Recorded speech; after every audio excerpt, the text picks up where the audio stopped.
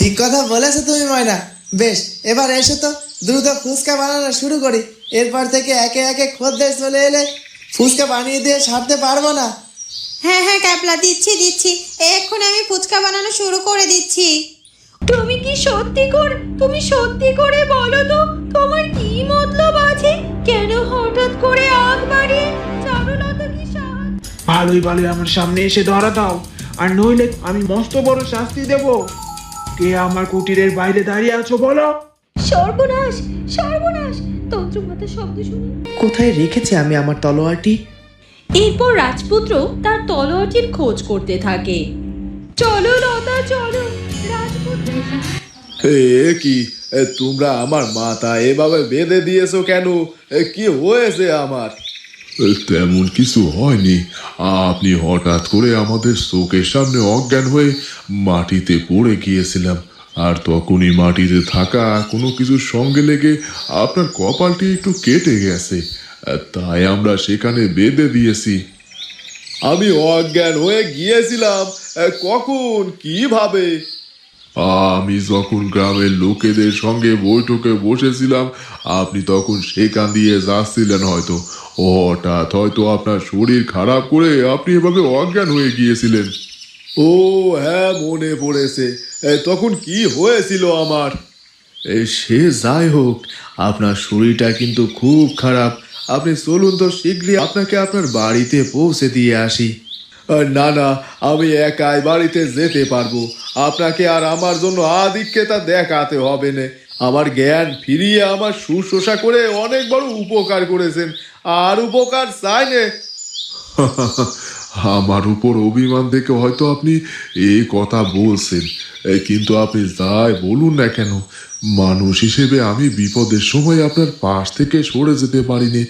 আপনি এখন অসুস্থ, একা বাড়ি পর্যন্ত পৌঁছাতে পারবেন না।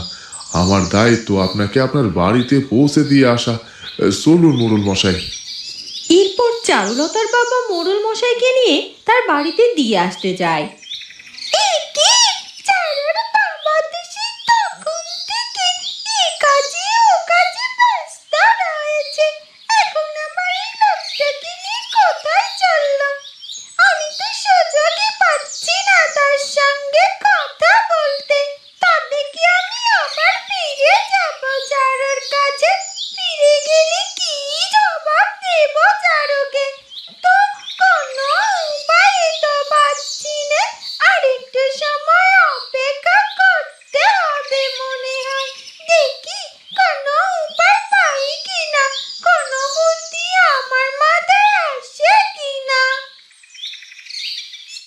আজ তো শেষ দিন।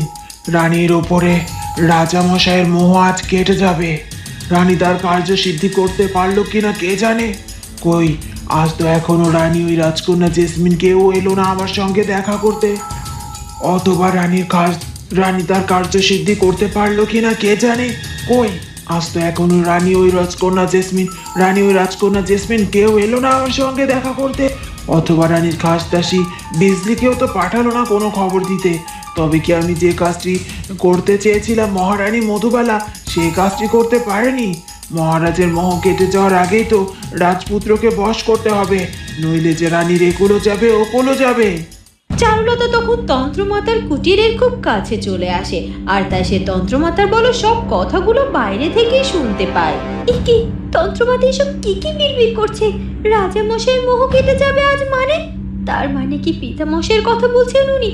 হ্যাঁ হ্যাঁ হ্যাঁ হ্যাঁ, ওরা তো জানেই না যে পিতামশাইয়ের মোহ অনেক আগে কেটে গেছে তার উপর থেকে। ওনাদের জানা মতে আজই হয়তো পিতামশাইয়ের মোহ কেটে যাওয়ার কথা।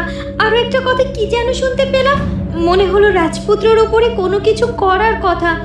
রাজপুত্রকে নিয়ে আবার কি পরিকল্পনা করছেন উনি? আর একটু কান পেতে শুনতে হবে ভালো করে, দেখি তো আর কিছু জানতে পারি কিনা। দূর, এত চিন্তা করতে আর ভালো লাগছে না। এই রানী মধুবালা যেদিন থেকে ওই চারুলতা মেয়েটির ব্যাপারে আমার কাছে এসেছে, সেদিন থেকে আমার ধ্যানযোগ্য সবকিছু বন্ধ হয়ে বসে আছে। আমি আমার অন্য কোনো কাজে মনও দিতে পারছি না, যতদিন নাই চারুলতা মেয়েটির রহস্য উন্মোচন করতে পারছি। আমার ষষ্ঠ ইন্দ্রিয় এবং তন্ত্র শক্তি দ্বারা আমি এটা বুঝতে পেরেছি যে ওই চারুলতা সত্যি কোনো না কোনো রাজকন্যা, কারণ তার শরীরে বইছে রাজ রক্ত। তবে সে কোন রাজ্যের রাজকন্যা বা কি তার আসল পরিচয়, এটা আমি কি করে জানবো? কি তন্ত্রমাতা কি করে জেনে গেল যে আমি সত্যি কোনো রাজ্যের রাজকন্যা? এই কথা তার পক্ষে জানা সম্ভব হলো কি করে? বুঝেছি, উনি হয়তো সব ওই তন্ত্র শক্তির দ্বারা বুঝেছে এমন কিছু একটা হবে। রাজপুত্র যে মহা বড় বিপদ হতে চলেছে সামনে। ওই রানী মধুবালা অনেকক্ষণ আগেই তো রাজপ্রাসাদে ঢুকে গিয়েছে। কে জানে সে এতক্ষণে রাজপুত্রকে সেই জাদু শিকড়টি ছুঁয়ে দিয়ে তাকে বশ করে ফেললো কিনা। আমি কি তবে কিছু করতে পারবো না? সবটা জেনেও আমি এবার চারুলতা আর রাজপুত্রের জন্য ভালো কিছু করতে পারবো না। কালো কাপড়ে নিজেকে আড়াল করে নিয়ে সব কথা বলতে বলতেই রাজপ্রাসাদের সামনে এসে দাঁড়ায় রাজেশ এবং দূর থেকে সে লতার পরীকেও রাজপ্রাসাদের প্রধান দোরগোড়ায় দাঁড়িয়ে থাকতে দেখে। একে রাজপ্রাসাদের বাইরে এরা দুজন মহিলা উকি ঝুঁকি কেন মারছে? এরা কারা? এদেরকে দেখেও তো কেমন চেনা চেনা লাগছে, কোথায় যেন দেখেছি। হ্যাঁ, এদেরকে তো আমি চারুলতার সঙ্গে একবার দেখেছিলাম, কিন্তু কোথায় দেখেছিলাম সেটাই তো মনে পড়ছে না। এরা কি চারুলতার শুভাকাঙ্ক্ষী নাকি চারুলতার আরেকটি শত্রুপক্ষ? ব্যাপারটা আগে আমাকে বুঝতে হবে। রানী মধুবালা এবং রাজকুমার জেসমিন রাজপুত্রের ঘরে সেই মন্ত্রপুত শিকড়টি রেখে তাদের কক্ষে চলে যায়। তার পরপরই রাজপুত্র প্রাসাদে ফিরে সবার আগে তার কক্ষে প্রবেশ করে।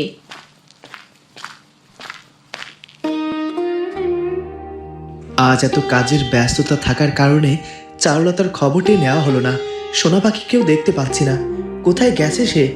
একটি বারের জন্য আমার সঙ্গে তো দেখাও করতে এলো না। লতামা অথবা পরি তারা কেউ তো এলো না। আমার চারু ভালো আছে তো? চারুলতা আমাকে যে যে কাজ দিয়েছিল আমি তো সেগুলো পালন করার চেষ্টা করেছি, কিন্তু চারুলতার সঙ্গে দেখা হচ্ছে না, এটা যে আমি মেনে নিতে পারছি না। এখন একবার যাব নাকি আমি চারুলতার সঙ্গে দেখা করতে? চারুলতা তো অনেকবার আমাকে বলেছে আমি যেন হুটহাট তার সঙ্গে দেখা করতে জঙ্গলে ছোটাছুটি না করি। কোনো বিপদ হলে সেগুলো নাকি সে একাই মোকাবেলা করতে পারবে। কিন্তু যতই হোক আমি তো চারুলতার স্বামী, তাই চারুলতার জীবন রক্ষার ক্ষেত্রে আমারও কিছু দায়িত্ব থাকে। রাতের আধারে যে কোনো সময় যে কোনো বিপদ আসতেই পারে। আমার একবার চারুলতার খোঁজ নিয়ে আসা উচিত, আর সঙ্গে আমার তলোয়ারটিও নিয়ে যেতে হবে, যেন আমি যে কোনো শত্রুপক্ষের হঠাৎ করা আক্রমণের প্রতিরোধ করতে পারি। কোথায় রেখেছি আমি আমার তলোয়ারটি? এরপর রাজপুত্র তার তলোয়ারটির খোঁজ করতে থাকে। চলো লতা, চলো। বন্ধুরা, কি হতে চলেছে এরপর সেটা জানবো আমরা চারুলতা গল্পের পরবর্তী পর্বে। আর আমাদের আজকের পর্বটি ভালো লাগলে অবশ্যই আমাদের চ্যানেলটিকে সাবস্ক্রাইব করে দিও। দেখা হবে পরবর্তী পর্বে। ধন্যবাদ।